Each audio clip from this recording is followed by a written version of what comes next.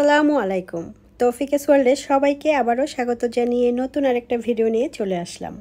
কাছেও দূরে, দেশ এবং দেশের বাহিরে যে যেখান থেকে বসে আমার আজকের এই ভিডিওটা দেখছেন, আশা করছি আল্লাহর অশেষ রহমতে অনেক ভালো আছেন। আমরাও ভালো আছি আলহামদুলিল্লাহ।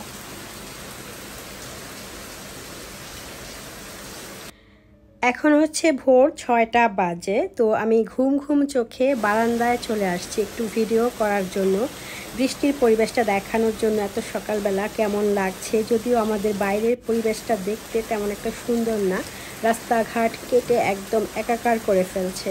তাও ভাবলাম প্রথম সকাল আর সেই সকালে বৃষ্টি হচ্ছে, একটু যদি ফুটেজ নিয়ে নিই। এত সকালে ঘুম থেকে উঠেছি কারণ আমার বড় ছেলে কলেজে যাবে, তাকে জাগিয়ে দিতে হবে। তো একটু ডাক দিয়ে তারপরে হচ্ছে আমি বারান্দায় চলে আসছি। তো ঘুম ঘুম চোখে আর তেমন ভালো ভিডিও করতে পারতেছি না। তো এখানে একটা মানি প্ল্যান্ট আছে, এই গ্রিলের মধ্যে আর কি ঝুলিয়ে রেখেছি। তো এই লতাটা অনেক লম্বা হয়ে গেছে, তো ভাবলাম একটু সেট করা যায় কি না। তো গাছের লতাটাকে আমি আর সেট করতে পারিনি, পরে করবক্ষণ এভাবে রেখে দিয়েছি। রুমে চলে আসছি, ছেলেকে জাগিয়ে দিয়েছি, তারপরে ওকে নাস্তা দিয়ে আমি আবারও শুয়েছিলাম। একটু বেলা করেই ঘুম থেকে উঠেছি তারপরে। আর হচ্ছে আমার ছোট ছেলের স্কুল বন্ধ, ওর পরীক্ষা হয়ে গেছে, তো 2 দিন বন্ধ দিচ্ছে আর কি। তাই একটু বেলা করেই ঘুম থেকে উঠে আবার আর কি পরবর্তী কাজে লেগে গিয়েছি। এই যে দেখতে পাচ্ছেন কিছু কাচের জিনিসপত্র আছে, এগুলো এখানে অনেক দিন থেকে পড়ে আছে, ধোয়াই আর কি পড়ে আছে, বাট এগুলো আর কি গুছিয়ে রাখা হয় নাই সময় এবং সুযোগের কারণে। তো এখন ভাবলাম যেহেতু হাতে একটু সময় আছে আজকে, তো এগুলো একটু মুছে শোকেজের মধ্যে তুলে রাখি। তো সেগুলো আর কি মুছতে গিয়েছি, দেখলাম যে বেশ কয়েকদিন এখানে পড়েছিল, তো ভালোই ধুলাবালি পড়েছে। তো আমি সব কিছু সুন্দর করে মুছে তারপরে যেই জায়গায় যেটা ছিল সেটা আবার ওইভাবে রাখার চেষ্টা করছি। এবার আমি আমার এই চ্যানেল প্রসঙ্গে কিছু কথা বলি। রিসেন্টলি দেখতে পাচ্ছি আমার এই চ্যানেলের শর্ট ভিডিও এবং লং ভিডিওর ভিউজ এত পরিমাণে কমে গিয়েছে যে বলে ঠিক বোঝাতে পারবো না। চ্যানেলের দিকে ঠিক তাকাতে পারছি না, ভিউজগুলো যখন দেখি ঠিক কান্না চলে আসে। আমি যখন আমার এই চ্যানেলটা ক্রিয়েট করেছিলাম তখনও কিন্তু এত কম ভিউজ ছিল না, প্রথম দিকেই কিন্তু বেশ ভালোই ভিউজ পাইতাম। তো মাঝখানে অনেকবার দেখা গিয়েছে ভিউজ বাড়ছে আবার কমছে। তো এখন এত কমে গেছে, এটা আসলে আমি কি বলবো, কিছুই বুঝতে পারছি না কেন এরকম হচ্ছে। তো সেজন্য আসলে খুব দুশ্চিন্তায় আছি। তো মাঝখানে লং ভিডিও এবং শর্ট ভিডিও দুইটাতেই ভালোই ভিউজ পাইতাম আলহামদুলিল্লাহ, বাট এখন কিন্তু একদম খারাপ অবস্থা। তো বুঝতে পারছি না কি করব, ভিডিও এডিট করতে ইচ্ছা করছে না, ভয়েস দিতে ইচ্ছা করছে না, তো আসলে কোনো কিছুই ভালো লাগছে না। ভিউজ না পাইলে কিভাবে আসলে কাজ করা যায়, কোনোভাবেই কাজ করা যায় না। যেহেতু তোমার পুরান চ্যানেল অনেক দিন হয়ে গেছে, এখন আর তেমনভাবে উৎসাহ কিন্তু পাই না। নতুন চ্যানেল হইলে দেখা যায় যে উৎসাহে করছি, বাট পুরান চ্যানেলের জন্য কিছুই করতে ভালো লাগে না। আবার ভাবছি যে নতুন আর একটা চ্যানেল ক্রিয়েট করব কি না, তো কি যে করব ঠিক বুঝে উঠতে পারতেছি না। তো খুবই হতাশা কাজ করতেছে, জাস্ট আপনাদের সাথে একটু শেয়ার করলাম। আমি শোকেজে ওই কাচের জিনিসগুলো রেখে চলে আসছি কিচেনে। তো এই যে দেখতে পাচ্ছেন ডিপ ফ্রিজটা, আমি আসলে কয়েকদিন ধরে এটার মধ্যে কিছু রাখতে গেলে দরজাটা ভালো করে আটকাচ্ছে না, এত পরিমাণে বরফ জমেছে। তো ইনস্ট্যান্ট কিভাবে বরফগুলো দূর করা যায় সেটাই চেষ্টা করছি, কারণ দুপুরবেলা আমি ওইদিকে চুলায় কিন্তু রান্নাও দিয়েছি, রান্নার ফাঁকে আমি এদিকে একটু এই কাজটা করে নিচ্ছি। আর এটা না করলেই নয়, কোনো কিছু ফ্রিজে রাখা যাচ্ছিল না। তো প্রথম দেখলাম কি একটু খুঁচিয়ে দেখলাম যে বরফগুলো উঠতেছে না, একদম ইটের মতো শক্ত হয়ে আছে। পরে আমি একটা বুদ্ধি করলাম যে একটু পানি দিয়ে দেখি। তো ছোট্ট একটা মগে একটু পানি দিয়ে এভাবে আর কি দেওয়ার সাথে সাথে দেখলাম যে বরফগুলো তুষারের মতো হয়ে গেছে, একদম তুষারের মতো আলগা হয়ে গেছে পানি দেওয়ার সাথে সাথে। তারপর আমি একটা ওই যে রান্নার খুন্তি আছে না, সেটা দিয়ে একটু ফুটা দিতেই সবগুলো ঝরঝর করে পড়ে যাচ্ছে। তো আমার মনে হয় এই ছোট্ট ট্রিক্সটা সবার যদি জানা থাকে তাহলে অনেক উপকারে আসতে পারে, কারণ প্রায়ই দেখা যায় ডিপ ফ্রিজ বরফে এত বেশি আচ্ছন্ন হয়ে যায় যে কোনো কিছু রাখাও যায় না, আবার দরজাটাও লাগানো যায় না। তখন ইনস্ট্যান্ট এই ডিপ ফ্রিজের বরফগুলো সরাতে হয়। তো এই পদ্ধতিটা একটু ট্রাই করলে দেখতে পাবেন কত সহজে, জাস্ট 5 মিনিটের মধ্যে সব বরফ একদম ঝরঝর করে পড়ে যাবে। দেখতেই পাচ্ছেন আমি পানিটা দেওয়ার সাথে সাথে বরফগুলো তুষারের আকৃতি ধারণ করেছে এবং এই খুন্তিটা দিয়ে টাচ করতেই সব নিচের দিকে পড়ে যাচ্ছে। আর এই বরফগুলো যাতে পানিতে পরিণত না হয় তার আগে কিন্তু উঠিয়ে ফেলতে হবে, তা না হলে দেখা যাবে এই ফ্রিজের নিচে যে একটা ছিদ্র থাকে সেটা দিয়ে নিচের দিকে পানিটা পড়ে যাবে। তো এই ছোটোখাটো ট্রিক্স এবং টিপস যদি জানা থাকে তাহলে আমাদের কিচেনের অনেক কাজ সহজ হয়ে যায় এবং অল্প সময়ে কাজটা সম্পন্ন করা যায়। ফ্রিজের দরজার মধ্যে যে রাবারের অংশটা থাকে, যেটা দিয়ে দরজাটা খুব সুন্দর মতো আটকে থাকে, সেই অংশটা দেখা যায় কয়েকদিন পর পরই লাল হয়ে যায়। তো সেই লালচে ভাব দূর করার জন্য একটা ব্রাশের মধ্যে ডিটারজেন্ট কিংবা ডিশ ওয়াশ নিয়ে একটু ঘষে নিলেই কিন্তু লালচে ভাবটা দূর হয়ে যায়। আমি যেটা করেছি সেটা হচ্ছে তারের মাজনির মধ্যে একটু ডিশ ওয়াশ নিয়ে তারপর একটু আলতো হাতে ঘষে নিয়েছি, দেন দেখতে পেলাম যে লালচে ভাবটা উঠে গিয়েছে।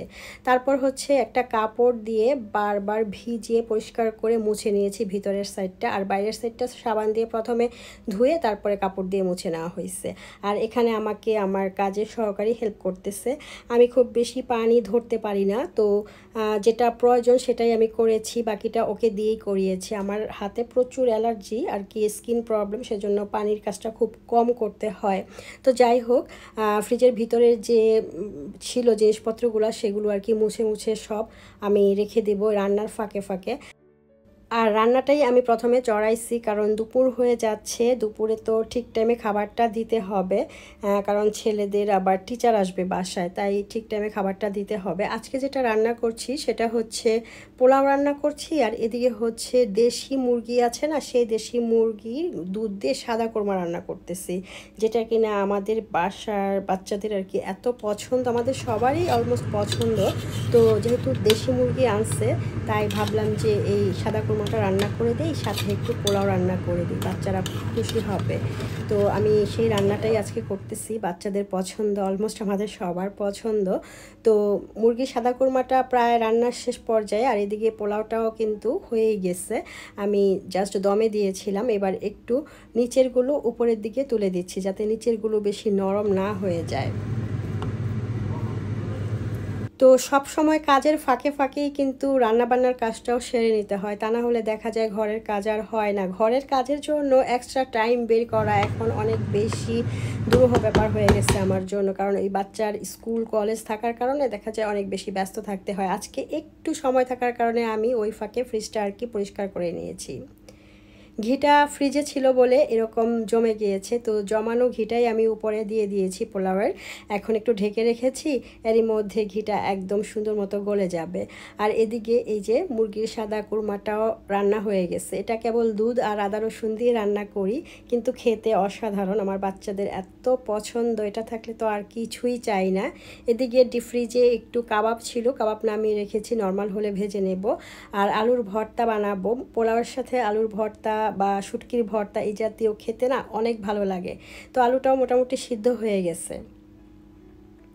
পোলাও রান্না করলে চেষ্টা করি একটু পেঁয়াজ মরিচের ভর্তা কিংবা শুটকির ভর্তা এই জাতীয় কিছু আইটেম রাখতে, আর পোলাও দিয়ে এই জাতীয় আইটেমগুলো খেতে না অসাধারণ লাগে। তো আজকে আমি না লইট্টা শুটকির একটা দারুণ মজার রেসিপি তৈরি করেছি পোলাওর সাথে খাওয়ার জন্য। লইট্টা শুটকির জিভে জল আনা এই রেসিপিটি আমি আমার শর্ট ভিডিওতে শেয়ার করেছি, আপনারা দেখে নিতে পারেন, আমি ডেসক্রিপশনে লিঙ্ক দিয়ে দেব, তা না হলে চ্যানেলে ঢুকলেই পেয়ে যাবেন। অসম্ভব মজার ছিল এই লইট্টা শুটকির রেসিপিটি। ভেবেছিলাম পোলাওর সাথে খাওয়ার জন্য বেগুন ভাজা করব, তাই ফ্রিজ থেকে নামিয়ে নিয়েছিলাম, পরে দেখতে পেলাম অনেক দেরি হয়ে গেছে, তো আজকে আর করা সম্ভব না, রেখে দেব। আর এদিকে গাজর টমেটো নামানো হয়েছে ফ্রিজ থেকে সালাদ করার জন্য, তো আমি 2টা টমেটো নিয়ে নিচ্ছি, সালাদ বানিয়ে নেব। আর এই যে পোলাও রান্না হয়ে গেছে, আমি একটা প্লেটে নিয়ে নিয়েছি আমার জন্য। তো লইট্টা শুটকির এই রেসিপিটা দিয়ে পোলাও খেয়ে নিচ্ছি, আলহামদুলিল্লাহ অসাধারণ টেস্ট ছিল। আর বাকি যা যা করেছি আলহামদুলিল্লাহ সব কিছুই অনেক মজার ছিল। ভিডিওর এখন পর্যন্ত যারা আমার আজকের ভিডিওটি কন্টিনিউ করছেন বাট লাইক দিতে ভুলে গিয়েছেন, প্লিজ একটি লাইক দিয়ে দেবেন। আর আজকে যেসব বন্ধুরা আমার চ্যানেলে প্রথম, যদি আমার ভিডিও কথা কাজকর্ম ভালো লাগে তাহলে সাবস্ক্রাইব করে পাশে থাকবেন। অলরেডি যারা সাবস্ক্রাইব করে দিয়েছেন তাদেরকে অসংখ্য ধন্যবাদ। আজকে অনেক দিন পর একটু ছাদে উঠেছিলাম, তো উঠে দেখতে পেলাম আকাশটা অনেক বেশি পরিষ্কার। সকালে বৃষ্টি হইলেও দুপুরের দিকে কিন্তু রৌদ্র উঠে গিয়েছে।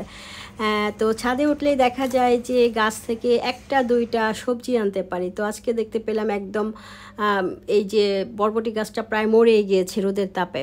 তো সেখানে 2-4টা বরবটি ঝুলে আছে। তো 2টা বরবটি আমি রেখে দিয়েছি শুকানোর জন্য, যাতে পরবর্তীতে বীজ তৈরি করতে পারি। আর 2টা বরবটি আমি নিয়ে নিয়েছি। এই যে 2টা বরবটি প্রায় শুকিয়ে যাচ্ছে, এগুলো আর নিব না। একদম কটকটা শুকালে এটার ভিতরের বিচিটা আমি আর কি রেখে দেব পরবর্তীতে গাছ তোলার জন্য।